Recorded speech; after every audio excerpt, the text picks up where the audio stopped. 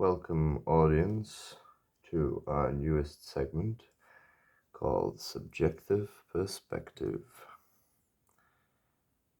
In this new segment, we will talk about selfies. One thing about selfies is there's a popular belief that they are a kind of egocentric or narcissistic act to inflate oneself beyond what it should be, and beyond what a person's self-worth should be inflated. And while that might be to some degree true, I believe that there's a very good reason that perhaps all people should make selfies. And that reason is, in particular, those people who are struggling with self-image, perhaps contrary to what they would like to do. And as the popular saying goes, that which you most want is where you least want to look. And here's the thing with, say, insecure people regarding their physical appearance. When they look at their appearance, they see all these imperfections, crooked nose, or crooked lip, crooked teeth, a lot of crooked things. And then they conclude, well, I'm just not pretty enough, I'm just not handsome enough. And then, I suppose, if we go to the extreme, there might also be a conclusion of, well, in a few years, when I have the money or when I have the time for older people or adult people, I can go take some kind of a hormone that's going to change that, or I can have plastic surgery, I can fix my nose up, I can lift my boobs up, or lift my ass up, lift my face up. But have they ever thought to lift themselves up by looking at a different perspective? And here I think the answer is no. Because if they did look at a different perspective, then they would find that within their imperfections, or next to them, there are quite a few beautiful things to be seen. And I think that's what all good selfie makers do. They find what is beautiful about them, and then they focus the camera on that. Because in essence, beauty is a social construct, some part evolutionary construct, but another part is a social construct. And as a social construct, we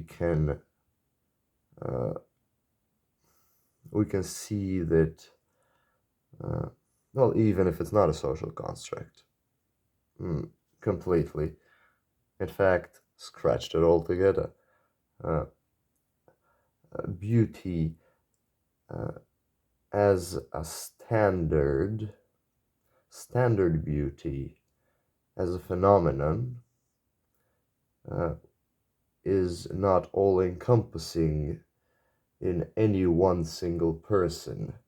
You can take any person in the world and let's say they're the most beautiful person according to the majority of people, and still, if you look close enough, you will find imperfections in them which can be considered quite ugly, even by most people's standards. However, here lies the beauty. They have realized that, hey, I don't need to focus on the negative parts of my appearance. I can focus on the positive parts, which I like. And so we come back to the insecure people, such as myself, and that is where this video's idea even came from. Uh, the place I least wanted to look at was my face. My nose was too crooked, and I will not appear on camera, for I'm not too sure of my own appearance so far still. However, the findings of my little experiment, I think, will be shown soon in upcoming videos. And the findings of this experiment were that selfies are a good way to create self-confidence in yourself. Self-confidence in yourself. Wow. Uh,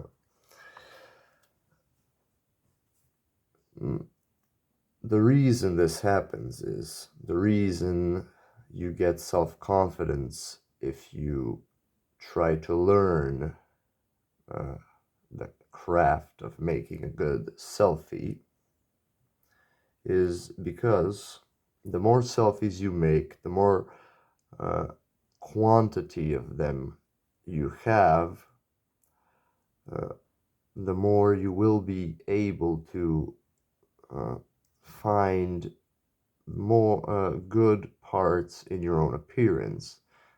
Uh, and the crucial thing here is if you experiment, because if you don't experiment with new perspectives in the selfies, this will not work.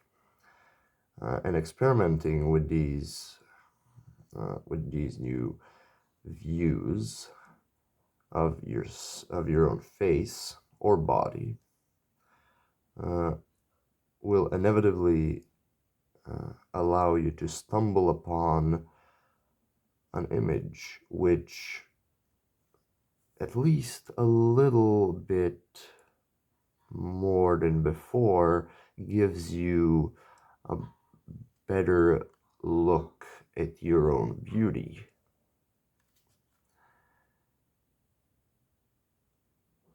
And as subjective as one's own beauty standards are, even a person, I'm of the firm belief that even a person who hates their appearance totally, if they really looked at themselves, will find that perspective. And the camera is simply an easier way to find this out, because in your own thoughts, in your own conceptions, you might find old ideas which are not necessarily true over time. However, insofar as we are stuck in our own concept of what it is to be me and living in my body, that's how far our perspective will go unless we look.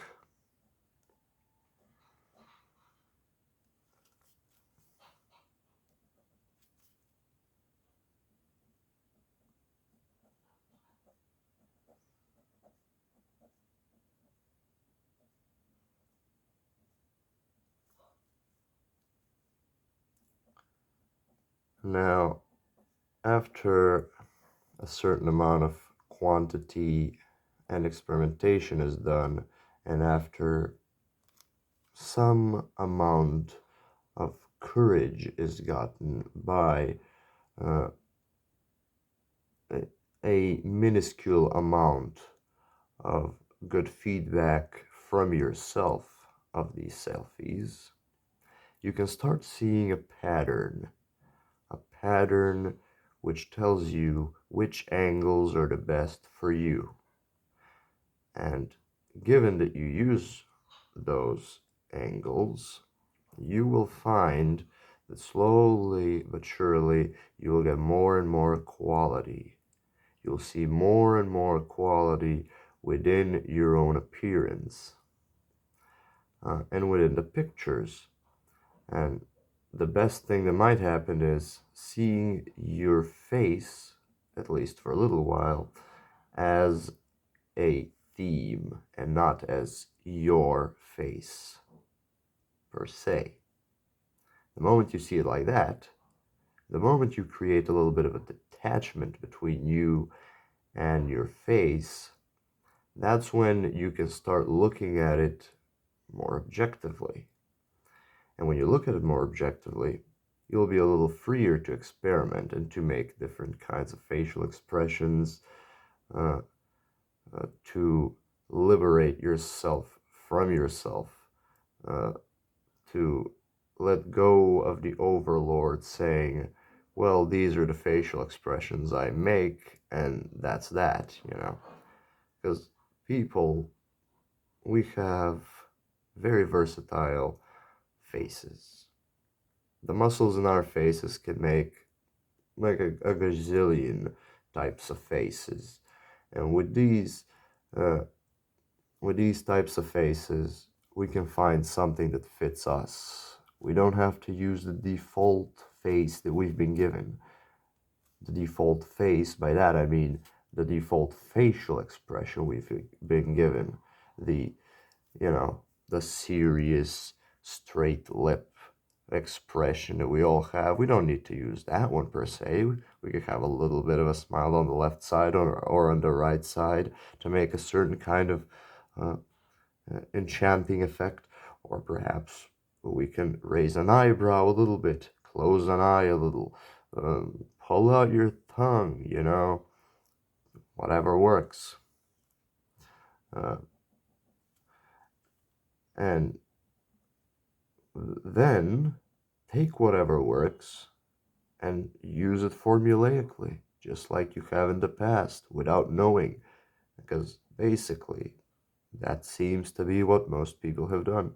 Taken their face, then use it formulaically, and along the way, learn some new patterns, and then use those until they like themselves. While other people took the formulas and were discouraged to use the good formulas because they were convinced by themselves and others that they do not have a good appearance and hence they should conform to looking ugly to themselves and to everybody.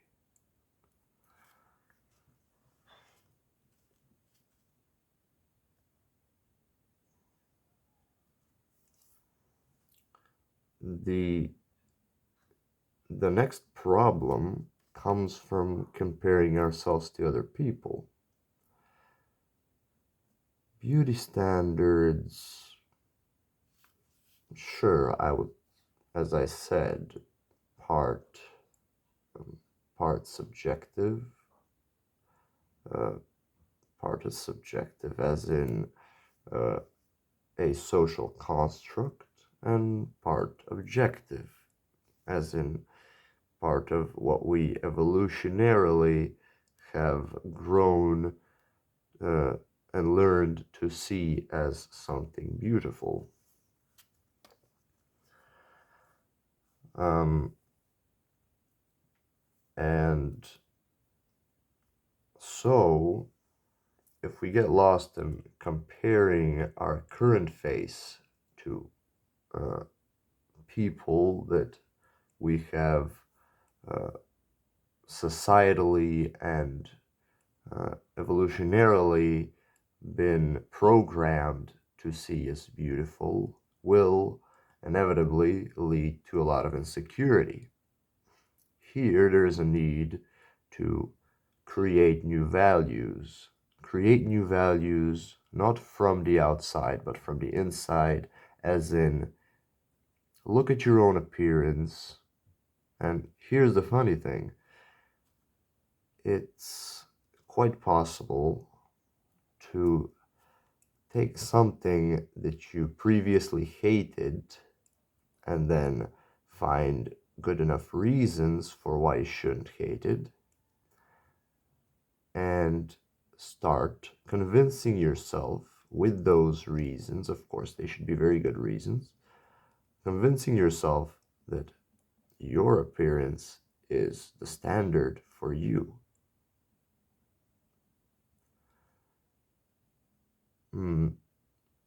Just like you've been convinced in the past that your face isn't that standard, you can convince yourself that it is.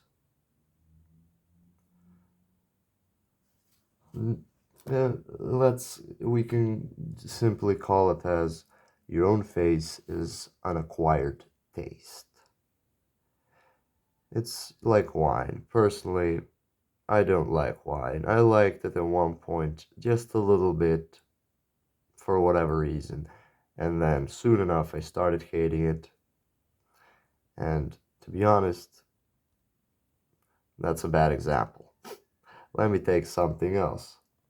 For example, gin. Gin, the first time I tried it, oh God, nearly made me puke. Second time I tried it, I don't even know why I kept trying. Never been able to really keep up alcohol in my body. That's not really how it works for me, I suppose. Uh, uh, there are certain limitations, I suppose. Okay. Um, and gin, didn't like it at first. Tried it a couple of more times. Still hated it more and more. And then a funny thing happened. I read in an article uh, something which appeals to me, and that something was like, oh, people who drink gin are some kind of geniuses or something. And at the time, it appealed to me. What can I do? I was 14. And mm, after that, that vision stuck with me because I was like, okay, I want to appear like this, and I think I am this way, so much rather prove it in some way or prove it somehow. So the next time I tried gin after that, gin actually tasted kind of decent to me.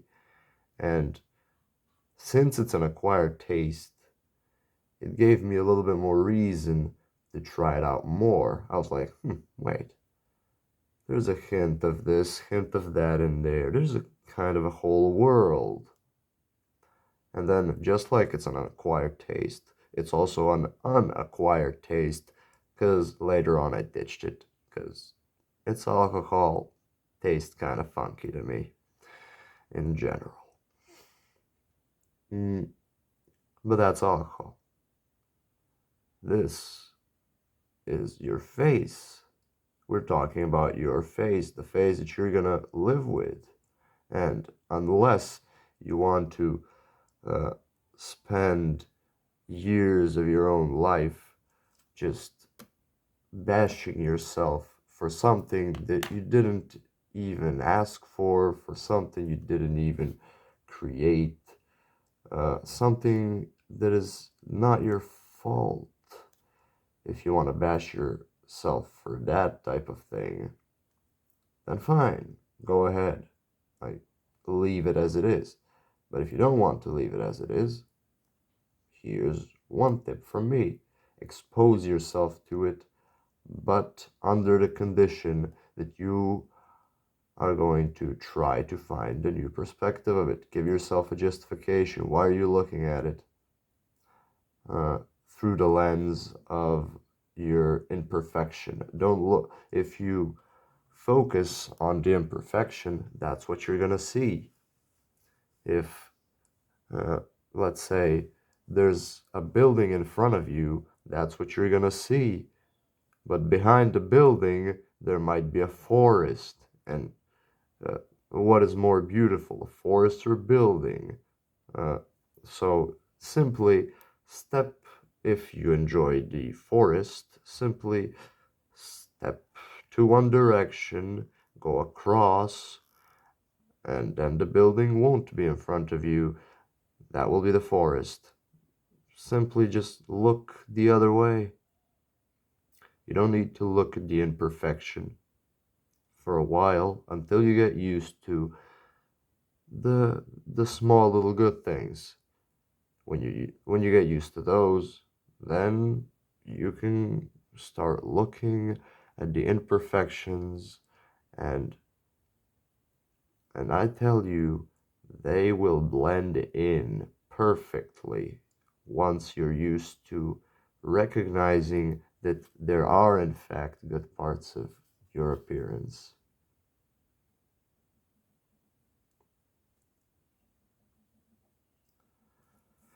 It's a matter of perspective. Uh,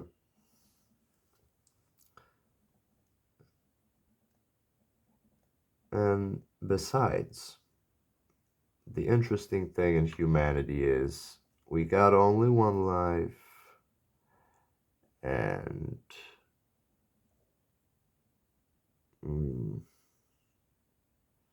since that is the case, and this is our own body, our own special body, nobody has one like it, our own special face, why not say instead, well, my face is special. I don't have to be egotistical about it, but it's an interesting thing. I don't see it on anybody else. You know, funny thing is that even when I hated my own face, even then, if I imagined having a face like somebody else, I was like, no, I don't want that shit. Mm, I don't know why.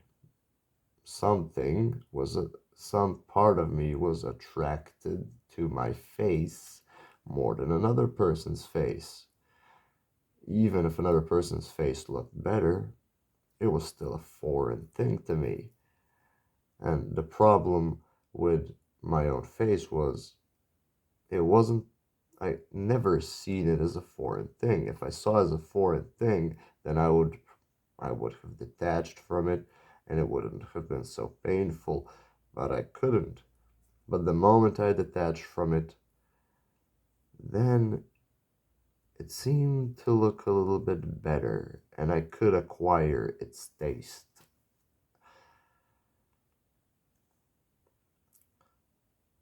Mm, yes, that is all from this newest segment. In fact, the first segment of this YouTube channel.